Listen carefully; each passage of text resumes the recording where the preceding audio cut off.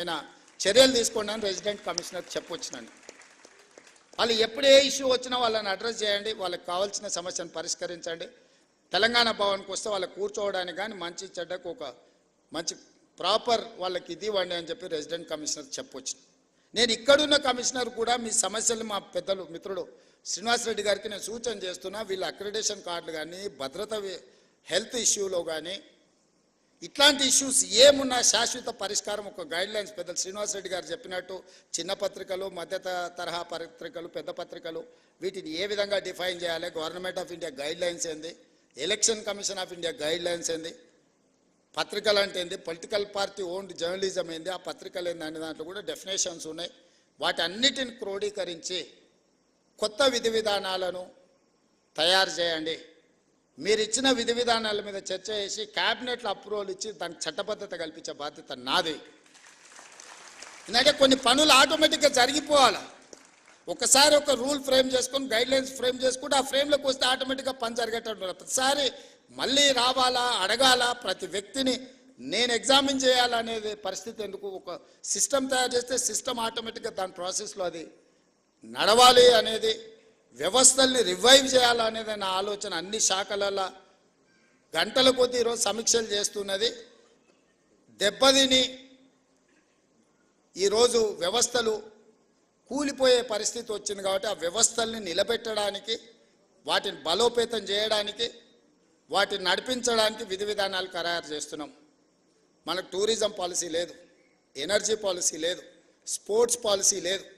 ఇట్లా చెప్పుకుంటూ వెళ్తే 10 సంవత్సరాల తెలంగాణకే పాలసీ లేదు. పాలసీ లేకపోవడం కూడా ఒక పాలసీ కింద భావించారు కొంతమంది.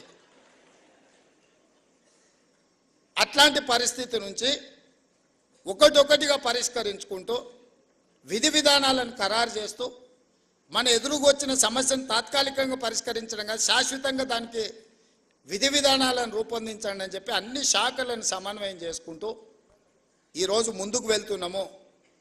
అనుకున్నంత ఆశామాసి కాదు ఈ ప్రభుత్వ వ్యవహారంలో బండి నడపడం. మీకు తెలియంది కాదు, మీరు అందరు కూడా చూసినారు. దానికి ఒకసారి ఎనుకో ముందో అవుతుంది. కొంతమంది అధికారులకు విధానం 10 సంవత్సరాలు ఒక సిస్టంలో పనిచేస్తే ఓవర్ నైట్ ఆ సిస్టమ్ అంతా మార్చాలనుకుంటే కూడా కొన్నిసార్లు వాళ్ళకి అర్థం కాదు కదా, అర్థం కావడానికి కూడా కొంత సమయం పడుతుంది. వాళ్ళు అనుకుంటారు 10 నెలలు అయితే వీరు వారే అవుతుండొచ్చు అని కూడా ఎదురు చూస్తుంటారు కొంతమంది.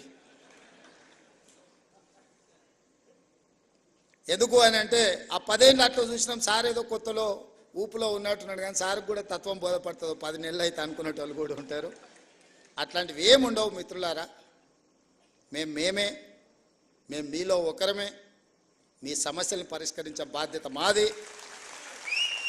అదేవిధంగా ఇంకొక మాట చివరిగా నేను ఒక మాట చెప్పదలుచుకున్న. సార్ అన్నీ చెప్పింది కానీ మేము అడిగింది కానీ మేము కోరుకుంటున్న చెప్తలేడని అనుకుంటున్నారు. మా సీనా నేను ప్రెస్ అకాడమీ దగ్గర ట్రైనింగ్ పెట్టాలన్నా, క్లాసులు పెట్టాలన్నా, ఏదన్నా చేయాలన్నా చిల్లి గవ్వ చేతిలో లేదు. ఈ నుంచి పోతే మళ్ళీ పాత రోజులే అన్నట్టుగా ఉంది అని మా సీనాన్న మనసులో ఉంది. అందుకే ప్రెస్ అకాడమీ దగ్గర ఒక 10 కోట్ల రూపాయలు మీ దగ్గర పెట్టుకోండి.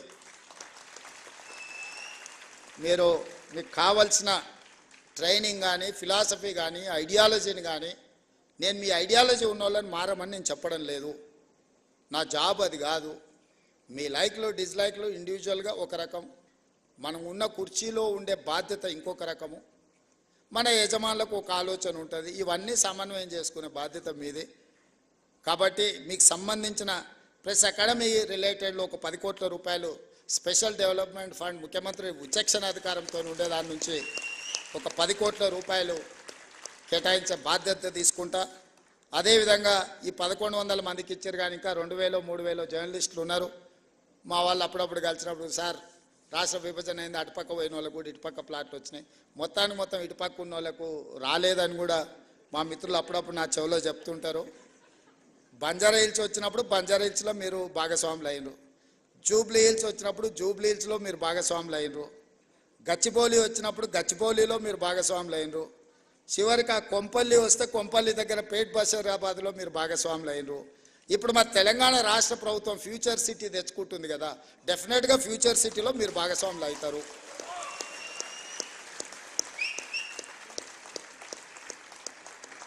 ఎవరైతే రాదేమో అనే బాధలో కానీ ఆందోళనలో కానీ ఉన్నవాళ్ళు ఎవరు బాధపడకండి, ఆందోళన చెందకండి.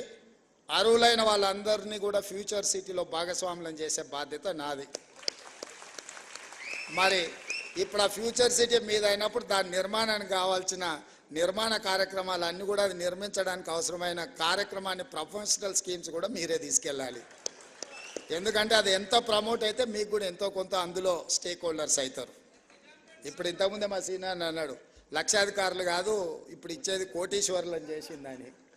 రేపు పొద్దుగాల అక్కడ కూడా మీరు కోటీశ్వరులు కావాలంటే ఆ ప్రాంతం కూడా అభివృద్ధి చెందాలి.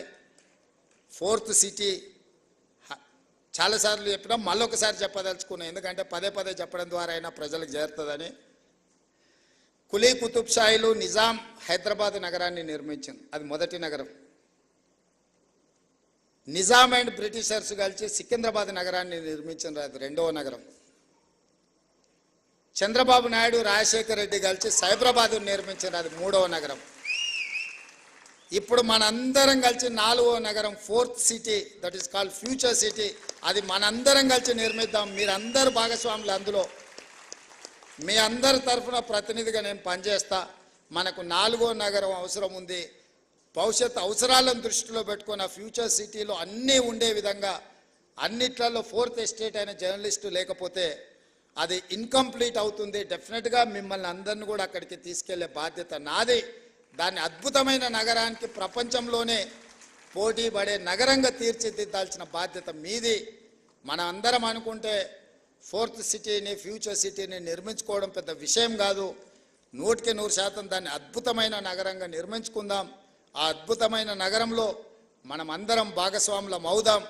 ఎవరెవరైతే రాని వాళ్ళు లేకపోతే మిగతా ఇష్యూస్ ఉన్నాయో మా పొన్నం ప్రభాకర్ గారు పక్క నుంచి చిట్టి పంపిస్తున్నాడు. రూరల్లో ఉన్న వాళ్ళకి, మండల స్థాయిలో ఉన్న వాళ్ళకు కూడా, డిస్టిక్ లెవెల్లో ఉన్న వాళ్ళకు కూడా చేయాలి అని తప్పకుండా వాళ్ళకు కూడా చాలా వరకు ఇచ్చిండ్రు. ఇంకా ఇయ్యని వాళ్ళు ఏదైనా ఉంటే కూడా జిల్లాల నుంచి కూడా సమాచారం తెప్పించుకుంటాం. వాళ్ళందరినీ కూడా గౌరవప్రదంగా మీ వృత్తిలో మేము జర్నలిస్ట్ అని మీరు గౌరవంగా చెప్పుకునే విధంగా మీ అవసరాలను, మీ సమస్యల్ని పరిష్కరించడానికి ఈ ప్రభుత్వం పనిచేస్తుంది. చివరగా నా విజ్ఞప్తి ఒక్కటే, రాజకీయ నాయకులు, పాత్రికేయ మిత్రులు ఒకరినొకరిని గౌరవించుకున్నప్పుడు ఈ సమాజం మనల్ని గౌరవిస్తుంది. మేము మిమ్మల్ని కించపరిచినా, మీరు మమ్మల్ని కించపరిచినట్టు రాతలు రాసిన ఇది ఇరుపక్షాలకు నష్టము. మా వృత్తి ధర్మాన్ని మేము నెరవేరుస్తాం, మీ వృత్తి ధర్మాన్ని మీరు నెరవేర్చండి. తప్పకుండా మళ్ళీ మీ సమస్యల పరిష్కారం కోసం అదేవిధంగా ఒక కమిటీని ఏర్పాటు చేసి తర్వాత డీటెయిల్